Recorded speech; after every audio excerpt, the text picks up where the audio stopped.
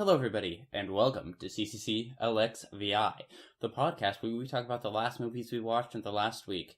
So, this week we actually have, I think, 10 movies and one short film that we're going to be reviewing for you, because I originally planned this to be 10 movies, but, however, we watched a film in the theater, and before that was a short, so we decided that we were going to count that anyways, right, Benji? Yep.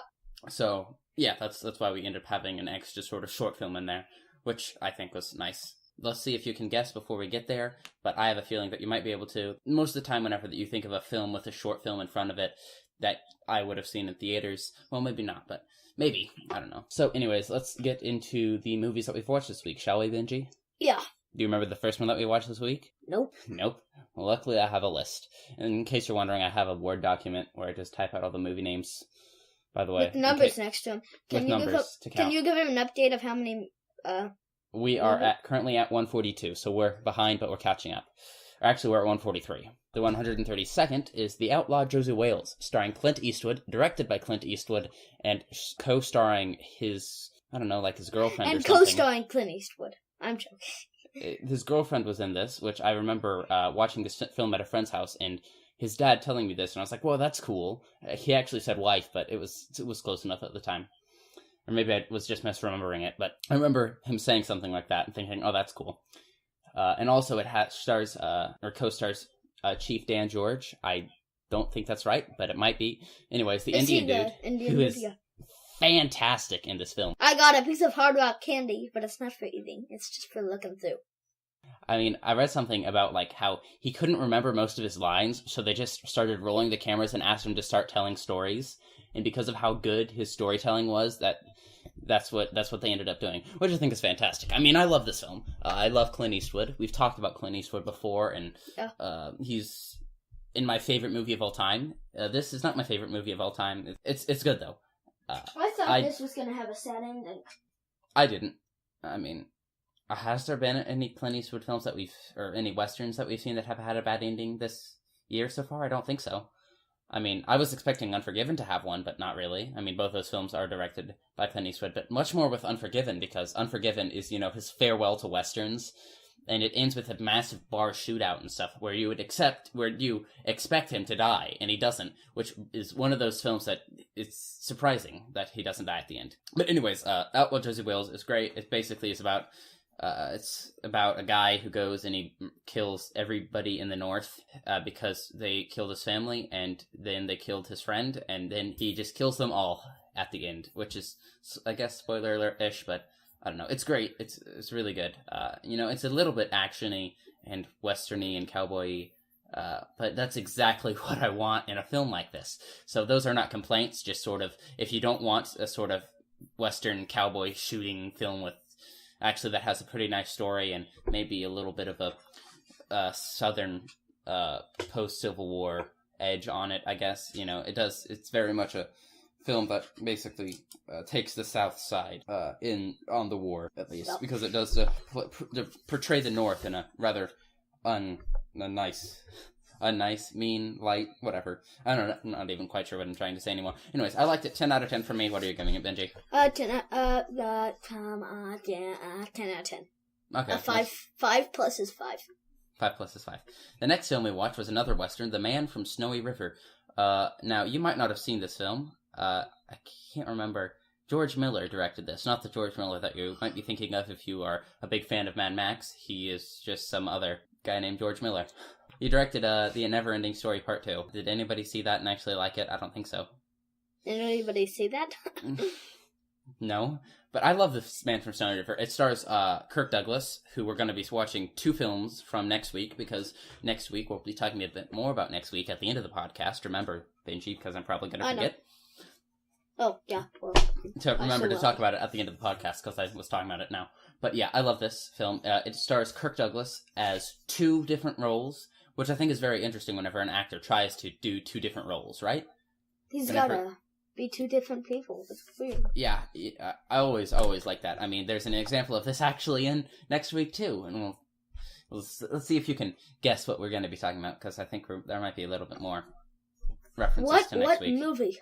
The one about Bomb. Oh, yeah. He plays like 3 people. Yeah, he does play like 3 people. One of the, I think, is role that has the person playing the most amount of characters to be nominated for an Oscar. That doesn't make much sense, but most of the other times an actor is playing multiple characters. It's just 2, but he was actually playing 3 people in that film, which is, Anyways, let's talk about the movie. The Man from Snowy River is a bit of a love story, set in the Australian sort of, mountains, where there's a cowboy dude. Kirk, can I say it? Sure, yeah. So Kirk Douglas, he doesn't just play 2 different people, he plays 2 twins. Yeah. Well, yeah. Which is why they look the same. It's because they're twins. Yeah. And so, yeah, it's very interesting. I personally love it. It's a film from my childhood. Well, I'm still a child, but from whenever I was like 3 and stuff. And I loved it. I loved it then, and I think I can appreciate it much more now, because it's much more of an adult film than a child film. Which I'm not quite sure why I liked it, but whatever.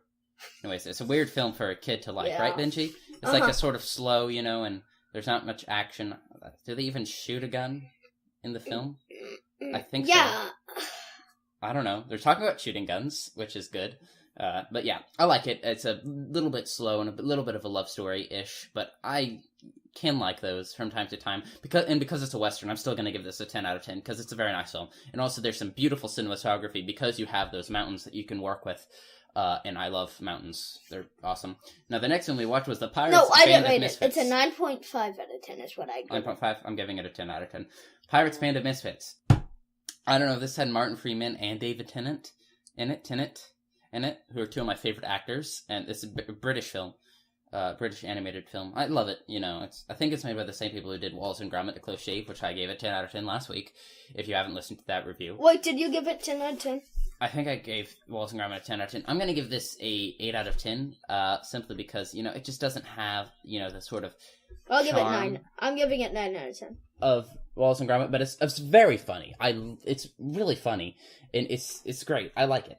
The performances are pretty good. It has a sort of interesting plot about, like, some pirate dude who wants to win Pirate of the Year, and he has a dodo instead of a parrot, and then what they do is he sells the dodo to the Queen of England, who hates pirates. Who hates pirates, but gives him a lot of money, but then it turns out that she's trying to eat the dodo, and then he goes and he rescues the dodo, and then he wins the contest, and it's happily ever after. Yeah, I like it. It's a little bit silly. A little bit childish, but it's a funny, nice film, and I enjoy it. I also really enjoy the art, the animation style in it. They do have a bad word in it. Yeah, but, it's like, nobody cares. It's rated, like, PG or something. Yeah. Okay, next film is Armageddon. Armageddon is a very interesting film for me to talk about, because I love it, yet I don't like it. I normally give this a 5 out of 5. Just to straight out say this. I normally give it a 5 out of 5. It's just a mediocre action blockbuster. But it's got Steve Buscemi. But Steve Buscemi is so good in this film. Now, I've talked about Steve Buscemi before and how much I love him, but he is so good in this film. It's just, it's so amazing, right? Don't you agree with me? He portrays this guy who's, in case you don't know, they go up to some asteroid and they blow it up from the inside to save the world. And Steve Buscemi, while he's on the asteroid, just goes crazy, which is the best type of Steve Buscemi, is whenever he's crazy. And then whenever they go back to Earth, because, they went, not all of them. Yeah, actually, a lot of them die, which is something I was not expecting, was, like, half of them die or something, which is not what you expect in an action blockbuster like this, is that a lot of people die. The main character dies. Bruce Willis dies. Owen Wilson dies, which made me sad, because I like Owen Wilson. But Steve Buscemi doesn't die, and neither does Ben Affleck, so that makes me happy. So yeah, Yay. But that was Armageddon. So I'm going to end up, I don't remember what I said, but I'm going to give it a 6.5 out of 10, because Steve Buscemi's performance in this film is just so good. And there's actually a lot of really good actors in this, but Steve Buscemi just shines above everyone else. And that's what I find in most Steve Buscemi films. I'd give it, I'd usually give it a 7 out of 10, but then I was like, wait a minute, that's what I rated The Dark Knight. Okay, so I'll give it a 6.5 out of 10.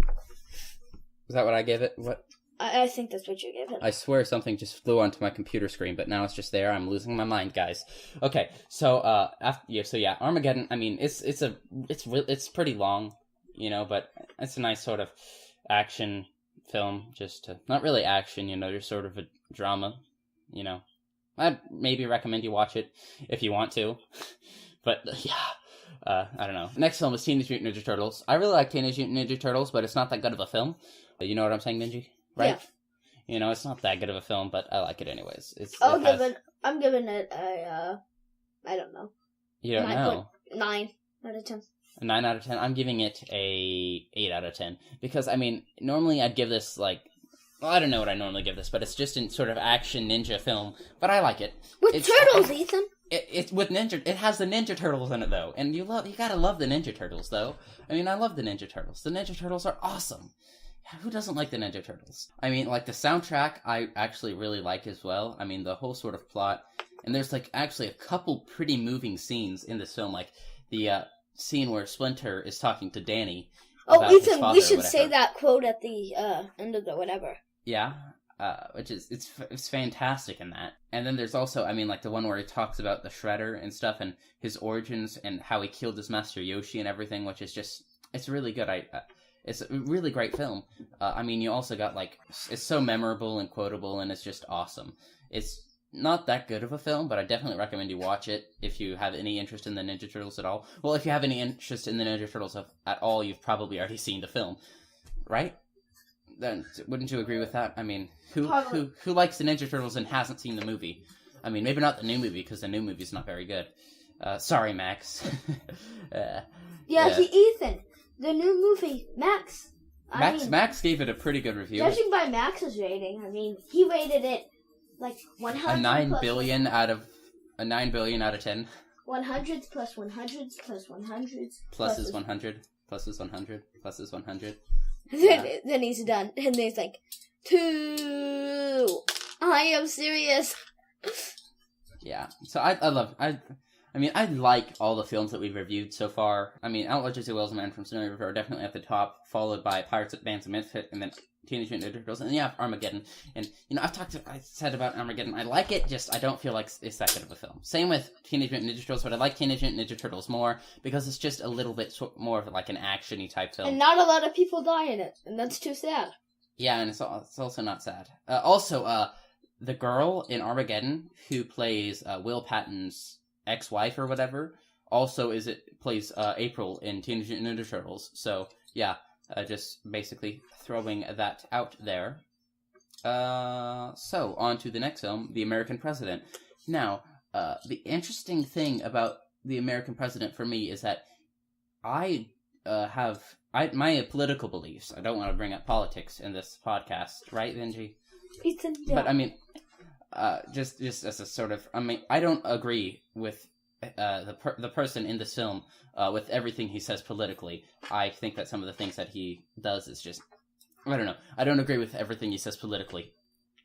Which makes for a very interesting thing to where you want to support him because he's supposed to be the protagonist. He's supposed to be the good guy, yet you just don't like him because, I'm trying to figure out how to say this. Of his beliefs.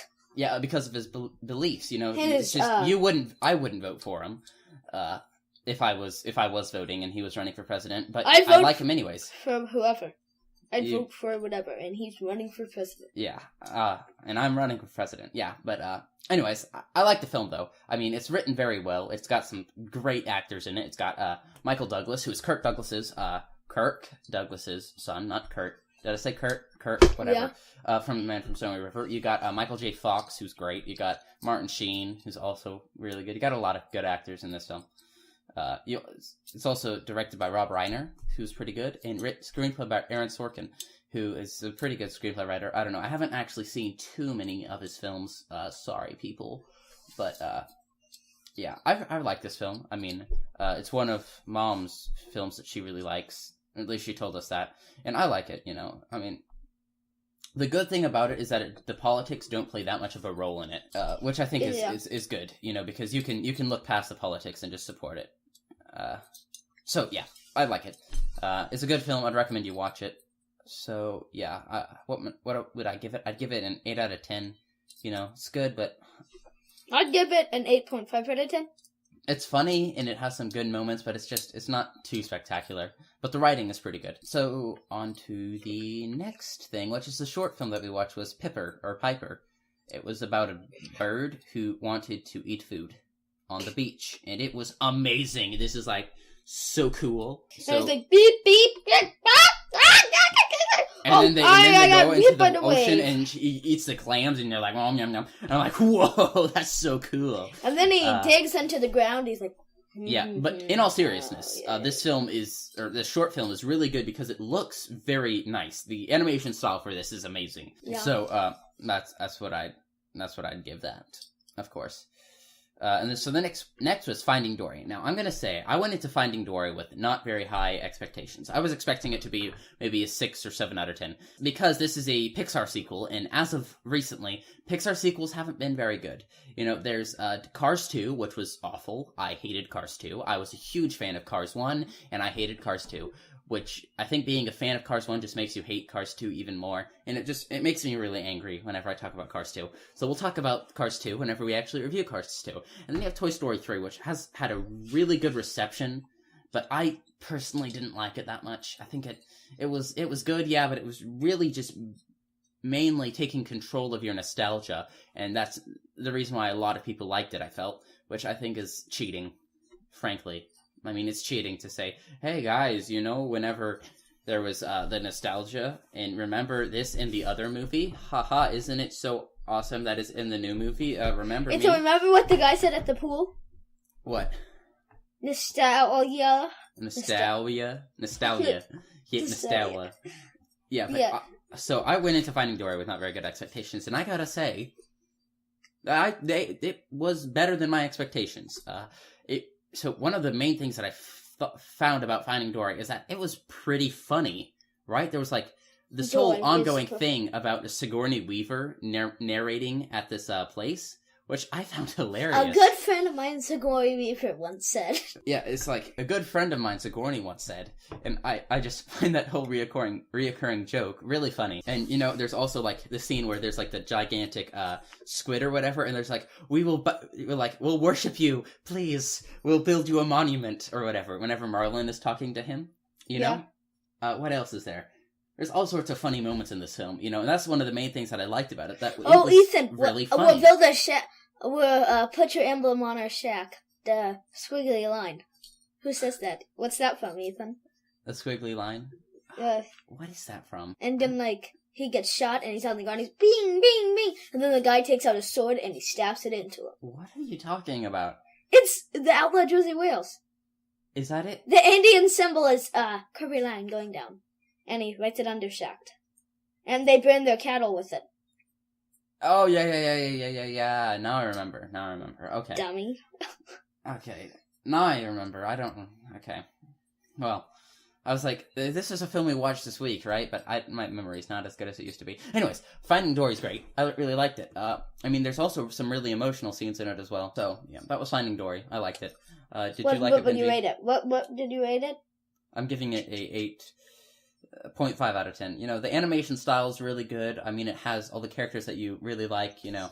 It had a lot more plot development for Dory, and which is something I was sort of not liking, thinking that was going to be bad, you know, because in Cars 2, they turned Mater from the protagonist to the protagonist, and they did the same with Finding Dory, but Finding Dory succeeded while Cars 2 failed. So yeah, I like this. Did you like it, Benji? Yeah, I'm rating it a 9 out of 10.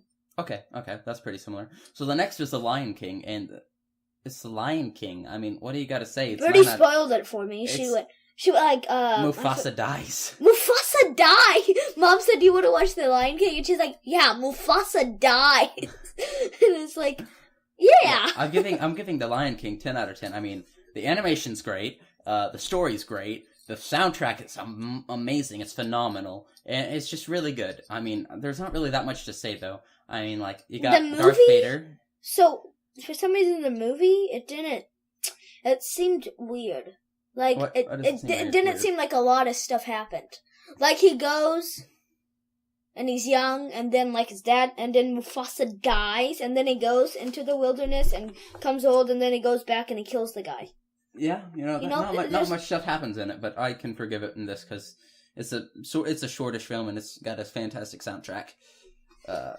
Oscar-worthy, in fact. It won an Oscar, so yeah. Then the next was the film that we watched, or what did you give Lion King? 10 out of 10. Okay. Next film that we watched was Ratatouille. Now, I don't have to, I mean, Ratatouille's fantastic. I love Ratatouille. I mean, you got, like, it's really good, you know, and, I mean, So I'm basically just gonna just give it my score right now, because I don't have too much to say on it, do you? So, I mean, normally I'd give a film like this maybe a 7 out of 10. And I'd give it a 7 out of 10 because of the fact that it has some really good animation, a very unique premise of a rat, you know, becoming a fantastic cook, and you also have this very nice, and then, like, you also got all this food and stuff, which just looks awesome, right? I mean, doesn't And the then food you look also so have, good? like, you gotta be nice to your daddy and stuff. What? No, not you gotta be nice, but just be who you are. Don't pretend you're somebody else. You like got a that moron. message. So normally I'd give this film a 7 out of 10, you know, and that's like a pretty good rating. But I'm going to give this film an 8 out of 10 for one reason, and that is Anton Ego, who is fantastic in this film. I just love everything that he is in this film so much, and I don't know why, but it's just he's such a fantastic character. Do you know what I'm saying, Benji? Yeah. I'm gonna rate it like an 8.5 out of 10. I mean, it's just, like that whole scene where he tries the ratatouille for the first time, and then it has that sort of flashback of him as a child is just amazing. Like, I had tears in my eyes, and that's like, I've cried during like 2 films ever, like Braveheart and, I don't know, like The Truman Show or something. You also cried at one of her, and Doctor Who, one of her. No, I didn't cry during Doctor Who. Or The Way We Were. Yeah, that was the other film. Not The Truman Show. I like The Truman Show, though. Benji cried so hard. That film is sad, man. And so I had tears in my eyes during that scene, and I don't know why, but it's just such a moving scene. And then that whole speech he gives about being a critic is fantastic. And so I love Ratatouille so much, man. It's awesome. And then the next one we watched was Casablanca, which is 10 out of 10. I mean, it's Casablanca, man. I mean, Casablanca is just one of those films that everyone says, oh yeah, it's one of the greatest films of all time, you know? It's awesome. It's amazing. It's awesome. I love it. And Does it take I place love it during too. World War II? Yeah, it does. It takes place during World War II in Casablanca. You got Humphrey Bogart and Ingrid Bergman or whatever. I don't remember her name. But yeah, it's a nice love story with shooting and guns and explosions. There's not an explosion, but with mystery and crime and awesomeness. It's just a great film. I mean, And happy ending. Who doesn't like Casablanca? You know, I mean, maybe you don't, but I do, and I like it. And Benji liked it too, right? Didn't you like it, Benji? Okay. So, yeah, this has been this week. I rated it 10 Overall, out of I'd give 10. this... Yeah, I'm giving Casablanca 10 out of 10. Overall, I'd give this week a 9 out of 10. I mean, I normally give this maybe a 10 out of 10, but Armageddon and Teenage Mutant Ninja Turtles were not that good. I personally enjoyed them, though. So, I'm giving it a 9 out of 10. So, next week, which said we would talk about earlier, is we are going to be celebrating my favorite director of all time, Stanley Kubrick. And why? I have no idea. Is it, like, not his birthday or anything? Is it? Nope, you just like him, and you decided... I just like him, and I've decided that we're actually gonna do that now, you know? I like He Stanley kept on Kubrick. saying we're gonna have a week where we do it, and I thought it would never happen. Because he just like... Yeah, that's why... No, we're saving that for the Stanley Kubrick week. And everything you said was...